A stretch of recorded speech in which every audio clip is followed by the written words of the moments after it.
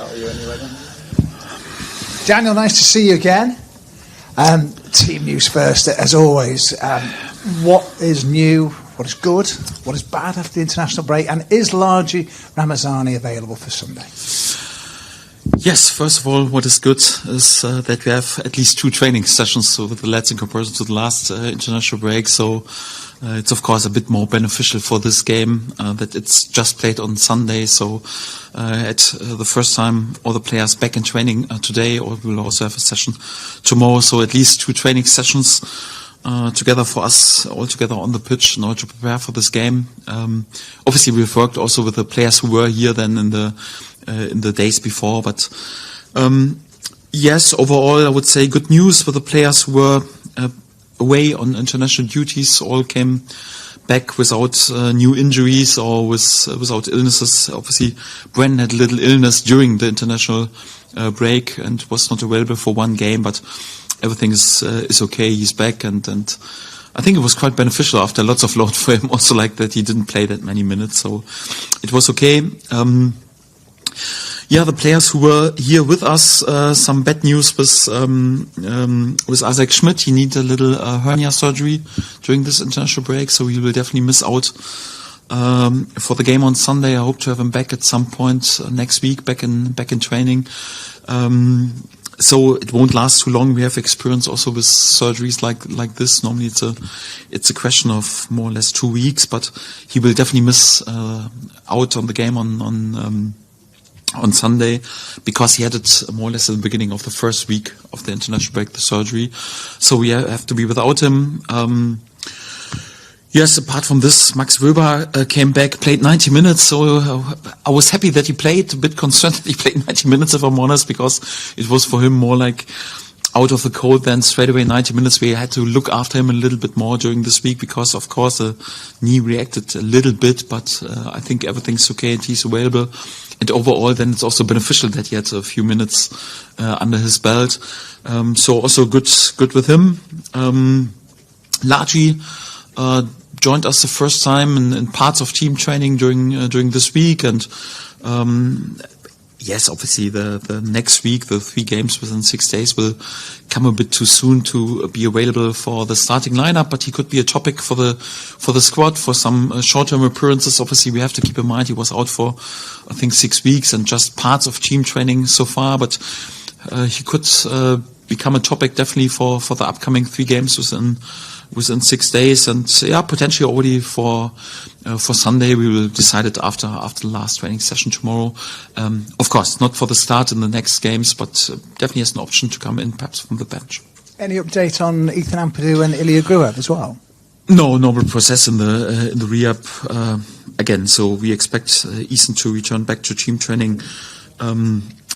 Of course, sooner than Ilya Gruev. We spoke about middle of December, perhaps for Ethan would be nice if we could do it perhaps even a bit earlier, perhaps already in the beginning of December, so that then after perhaps a week or a couple of weeks of team training, then he's also available, perhaps already in December for the games. It looks good so far, but again, he's in the final stages of his rehab, has not trained with the team so far, and yes, also won't train during next week with the team. By the way, we don't have too many training sessions together, but perhaps pretty soon then afterwards he can hopefully join us, and would be a big boost for us, of course. During this particular international break, Daniel, what's been the most important aspect of you as a manager? What's the most important thing that you have to do? First and foremost, recovering, if I'm really honest, because this league is marathon, and if you always burn like a candle from both sides, anyhow, then you're pretty much done, and you also need energy and also quality in the final stages when it comes to the months of March, April, May, and you have to keep in mind that from now on till the next international break, till March, there's more or less no break. So there are so many league games. The FA Cup will also be a topic. It's more like during this period the table will be made, and we have to be on it more or less all 3 days, and for that it was important in the first week of the international break to calm the load down, also to give the lads a few days off, but then we had also 3 good training days. Obviously, with just a small group, because we just had 8 field players in training. There's a bit more time to concentrate on some individual work with the players who were here, and also to have a bit more time to speak and to talk to the players who are doing their rehab. So for that, it's sometimes also quite beneficial, and also to work with exercises that you don't do that much when you have 20 field players around. So it was a bit possible to work a bit more in details. And yes, obviously then during this week it was already to build up for the Swansea game, and to prepare at first a smaller group and then step by step a bit bigger group audio about what is important for the Swansea game, because we know it will be a tough game and also a tough week with 3 games within 6 days, but we want to have brought ourselves into such a good position, and we want to keep going and also start on the front foot, and not like, okay, first game, international break, let's see how we settle in. No, we want to start on the front foot, and for that this training week was also quite intense. Do you use these fortnight at all, Daniel, for self-development and looking at, say, other coaching ideas or trying out new ideas? I think first of all, really for recovery a little bit, because it's necessary. So while you're in charge, it's always difficult to spend too much time, away from your own training ground, and to get new influences in. You do this normally when there's a bit bigger break, summer break, or there's a time when you're not in charge. I think in this moments you have to be there.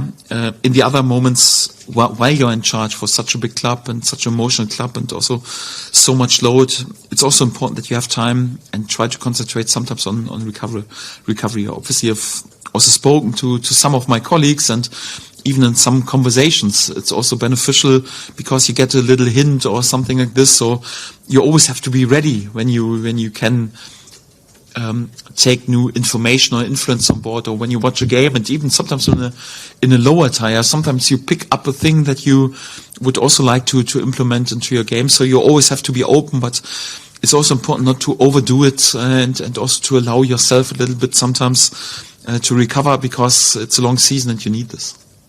Statistically, it doesn't matter what you look at, you're performing really well, whether it's defence, attack, midfield, passing, possession, whatever.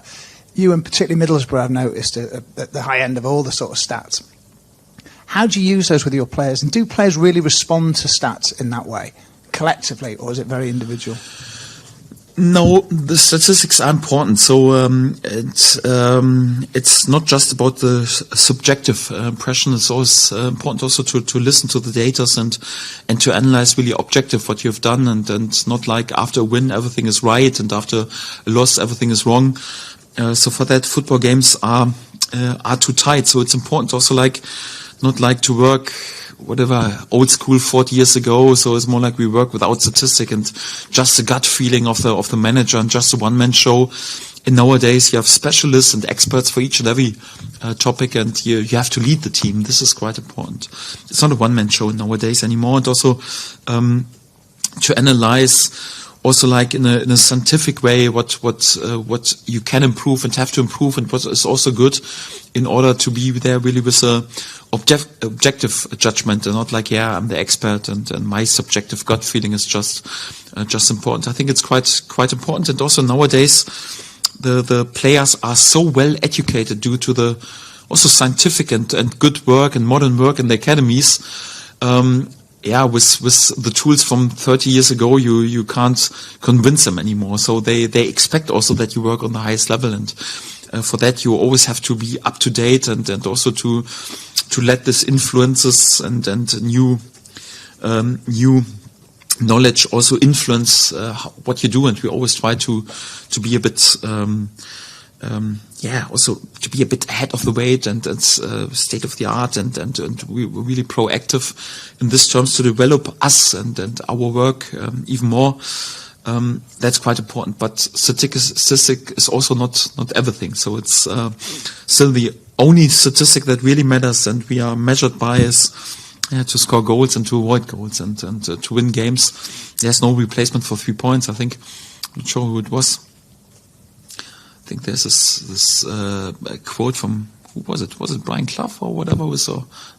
Nigel Clough with this quote: "We had a good team on paper, but sadly the game was on grass anyhow." So I like this because it's important that you win games, and for that, yes, we use the statistics in order to help us in going forward, but we also don't overinterpret this. We know by all statistics we should sit on position 1 in this league. We know this. Yeah, but we're not at the moment, and for that there's still something to improve. And even if it's just the efficiency or the conversion rate with our chances, then there is still something to work on. This is what we're trying to do. How are the changes in recruitment going to help you? And Alex Davis is going to be head of recruitment. Then there's Adam Underwood's going to take on more player trading, more of an influence in player trading, etc. With Jordan Miles leaving and Greta having a new role. How is that going to benefit you? Well, these are in general also like decisions for our key people in the club, and I'm not running the club, I'm running the sport anyhow, and for that I will never comment in public decisions like this, because this is for our key people, and I totally respect this. So for that, no comments in public from my side, but you can be sure that also internally I give my view and my thoughts also to this topic. So for that I won't comment it.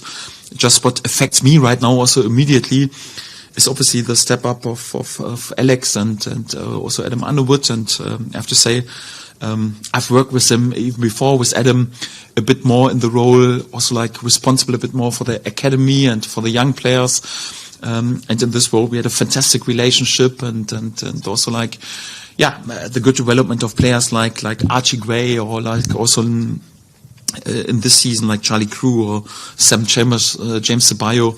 Adam plays a pretty important role, and for that, if he steps up right now a bit more, I think it just can be positive and good for us. And the same also with Alex, I've worked with him together because he was more responsible for the scouting, and we spoke about different players, had a great relationship, and always had a good work relationship right now. And of course, we right now work even a bit closer and more intense together. I think this is more like a testament also what the 49ers are doing, and also have to praise Parag for this, because quite often the prejudice is, if new owners are coming in or new people, they just take their own people that they know into crucial positions. But right now we have also 2 lads with Adam and Alex who are working for this club since years, since decades, and I think it's fair to say that they have more or less running white blood through their veins, and it's always a great sign. And also like how owners work. If the first view is not like, no, we bring someone new in, it's more like that the first view is always, come on, what do we have within the club, and what can we perhaps develop? We don't want to develop just players. We also want to develop our staff, and also in terms of identification with the club, it's always great anyhow to promote and develop then also people in the staff, and also in leading roles who have already white blood in their veins. I think it's just beneficial, and it says a lot about how wisely and how careful our owners, our 49ers, especially Parag, act with such decisions. Again, it's not up to me to judge it, because I'm just responsible for running the football club, but in general terms, I think this is a quite important picture, and also for me at least a sign that this club is 100% on the right path. And last one for me, Swansea struggled to score goals this season, but Lee Cullen's gone and scored 2 for his country and ended a barren spell. Does that change your view on just how you might deal with him this weekend? No, because I'm pretty respectful, because all the teams were also struggling to score goals against them. I think in the last 10 games, they have just one game where they've conceded more than 1 goal. Apart from this, it was just always conceding just 1 goal, and quite often also a clean sheet. It's a really good possession side. I think in terms of possession, second highest average in the league. So behind us, yes, obviously.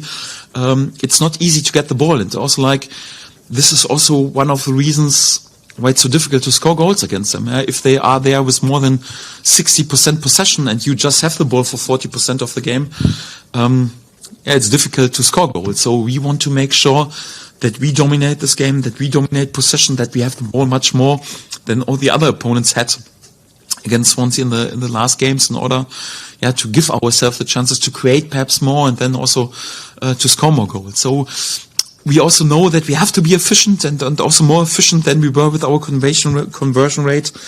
Perhaps sometimes in some of our last games we were sometimes a bit wasteful, especially in this game, a difficult game on the road. But we also know that we have to be on it and have to make sure that we create as many chances as possible and are also in a dominant position during the game in order to give ourselves the chance to create chances. And then if we do this, then we have also a chance to win as many points as possible. Hi Daniel. I think since August all of their games have either been drawn or decided by a single goal, so they're obviously incredibly tight games. What does that tell you about them as a team, that they don't win by many and they never lose by many? Yes, like I mentioned, so it's not easy to score goals against them. I think especially due to the fact because there's so much in possession. So if they don't score own goals, then it's obviously not likely to score a goal against them. But I have to say they're also well structured against the ball, so it's not easy. So we have definitely to be on it. So I don't expect it will be a game when we can create 10 1-against-1 situation on the goalkeeper. So it's important that when there is even a half chance or a set piece or a strike out of distance, that we are really focused and grab this chance. And on the other hand, I have to say, when I analyze their games, they come into many good positions. So I like a lot what they do in the process, in the build-up and the midfield play.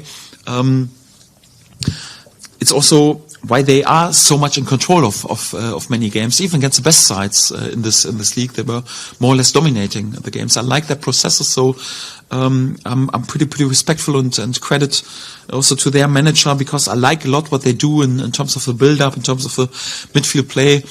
The only thing you can criticize perhaps is also lacking perhaps a little bit the cutting edge in the final third. But if we mention it too often right now, then it will be a game on Sunday when they will be unbelievably efficient. So for that, I don't want to say, come on, last week they were not that efficient.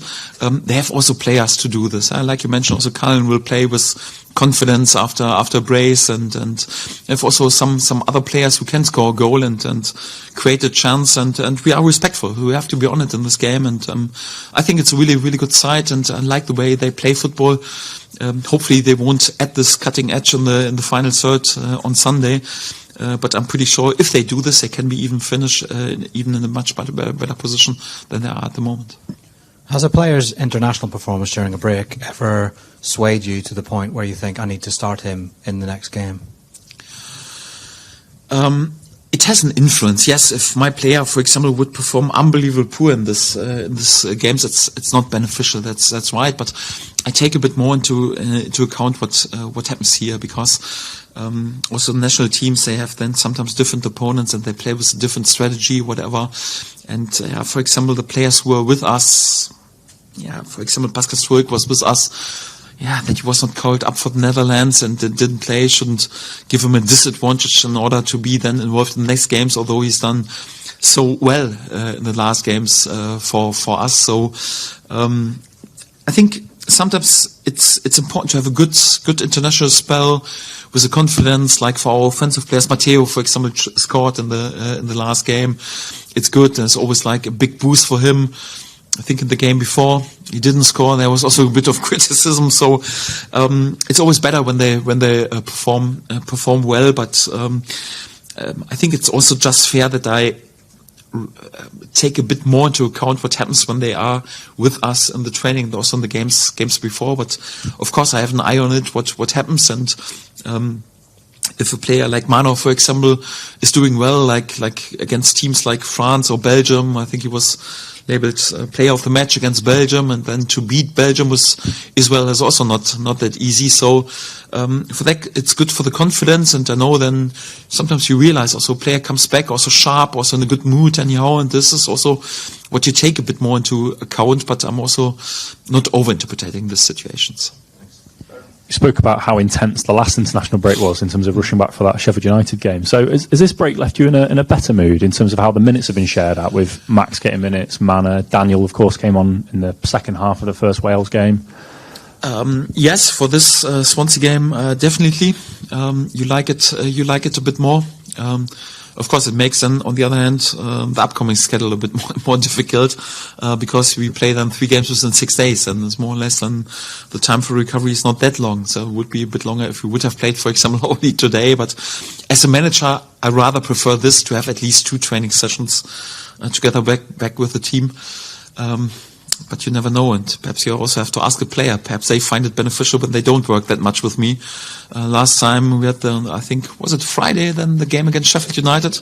Yeah, we were excellent without a training session. I'm not sure what this says about my training sessions and about my work anyhow.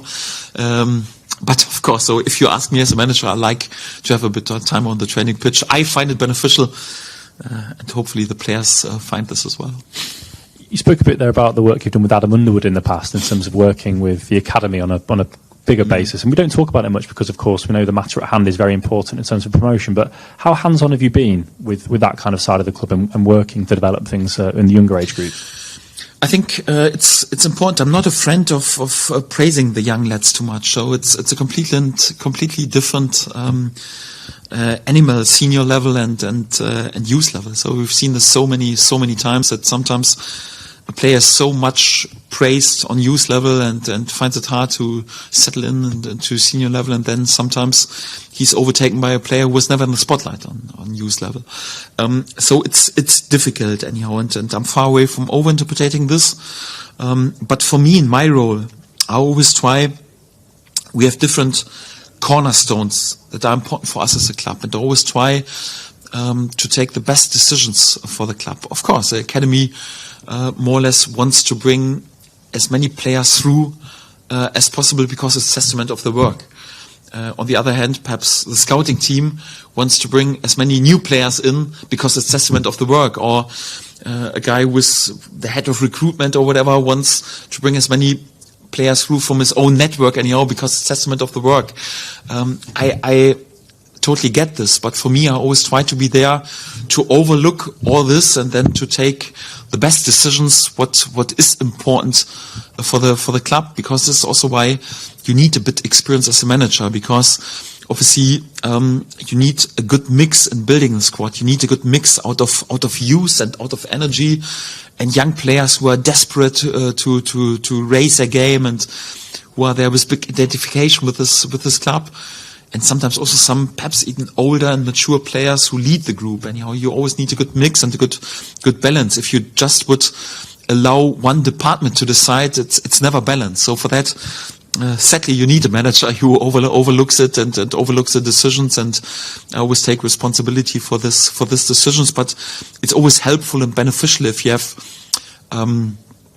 top quality people in the right positions. I also have to mention Martin in the academy, for example. We had a really good relationship, and also how we talk about players, and also Scott, for example, with the under 21, we speak a lot about players and what is necessary, and that's always beneficial when there is no understanding and not like in a selfish way.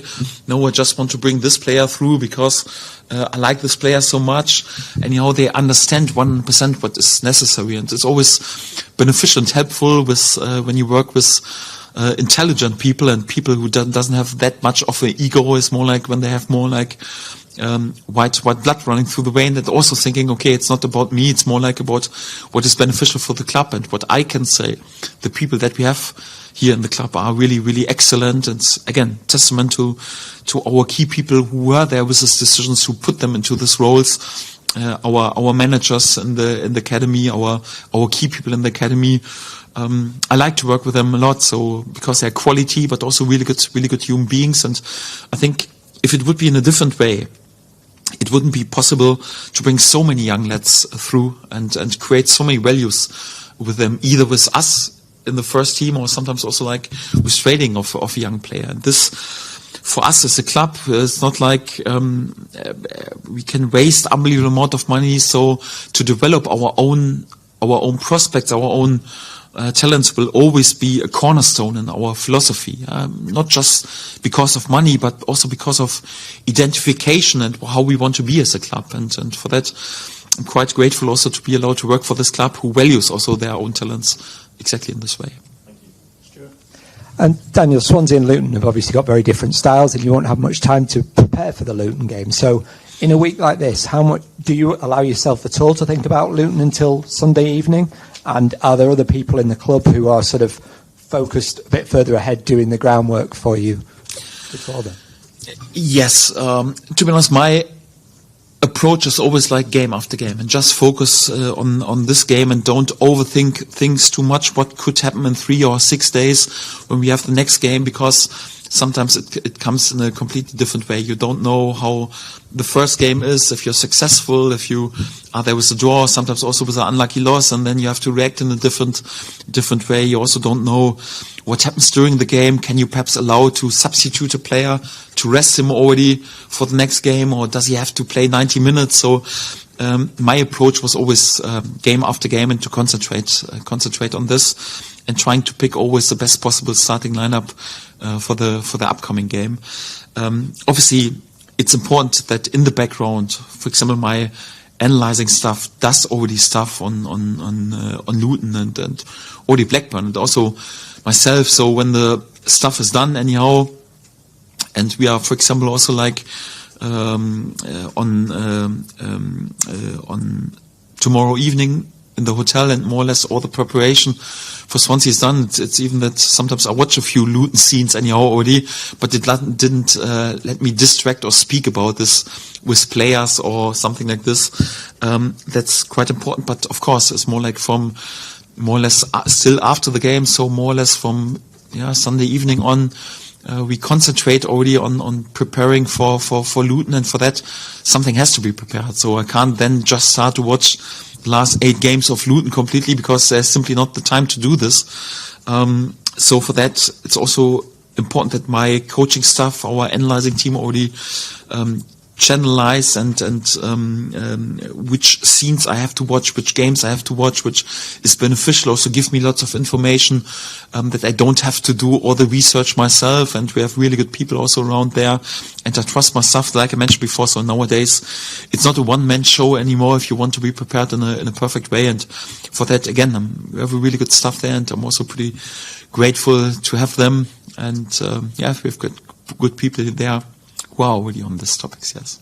And a big theme of the last block of matches was obviously your lack of midfield options, and the way that obviously Ayo and Joe adapted to that. But how much better off do you feel now for the last 2 weeks for, I don't know, probably physical work put into Joshua, and maybe from Charlie Crew's perspective, the experiences he's had being involved in such important Nations League games from, Yes, obviously I'm delighted for Charlie, because in the age of 18 to be already allowed to be there, such an important game away at Turkey, even if it's just a warm-up outside, so it's beneficial.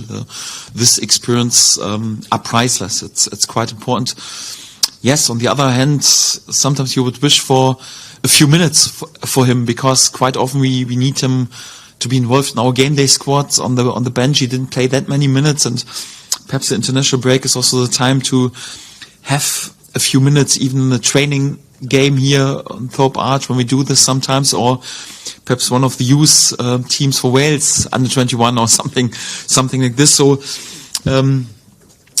it's always fine margins. On the one hand, I'm pretty pleased that he is involved. On the other hand, some minutes would also be beneficial for him.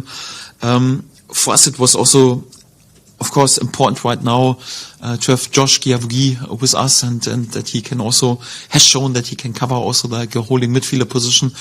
And yes, we still work also to develop our young lads like Charlie, also Sam Chambers, who was away, got a few minutes under his belt. It's always beneficial. Always sometimes a bit tricky to get all wishes and thoughts under really one perfect solution for the players, but I have to give credit also to Wales. I think the communication is really excellent with them. If it's a manager of the academy or Craig Bellamy, so I have to give lots of praise. So we had really good communications, and really everyone really understands we want to do the best for the players, and more or less we have many players of the Welsh team, so I think we are quite an important club for them. But it's also great that you have such a good relationship and such a good communication, and can't complain at all about it.